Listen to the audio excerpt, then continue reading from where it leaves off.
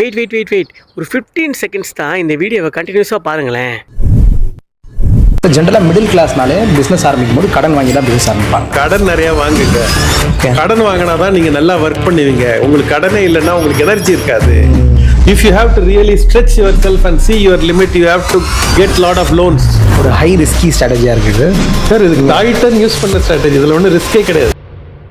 நம்மக்கிட்ட எல்லாரும் என்ன சொல்கிறாங்கன்னா, கடன்லாம் வாங்காத, கடன்லாம் வாங்கிட்டு லைஃபே ஸ்பாயில் ஆகிடும் அப்படின்னு தான் சொல்லிட்டு இருக்காங்க. ஆனால் இவர் என்னடா வித்தியாசமாக சொல்கிறாரு. இதே பேஸ் பண்ணி தான் என்னோட லைஃப்லேயே ஒரு இன்சிடென்ட் நடந்தது. இந்த 2025 ஸ்டார்ட் ஆனது என்னோட 8 லட்ச ரூபா கடனோட தான்.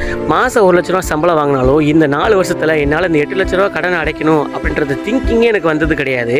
ஆனால் இந்த லோனை அடைச்சே ஆகணும் அப்படின்னு ஒரு முடிவு எடுத்ததுக்கப்புறம் இந்த 8-9 மாதத்தை இந்த 8 லட்ச ரூபா கடனையும் அடைச்சு 5 லட்ச ரூபா சேவிங்ஸும் பண்ணி 3 லட்ச ரூபா இன்வெஸ்ட்மெண்ட்டும் பண்ண முடியுதுன்னா ஒரே காரணம் இந்த கடன் தான். கடனை அடைக்க முடியும் அப்படின்ற ஒரே ஒரு திங்கிங் மட்டும்தான். இந்த வீடியோ பார்த்ததுக்கப்புறம் தான் எனக்கே ஒன்று புரியுது. உண்மையிலே கடன் நல்லதுங்க.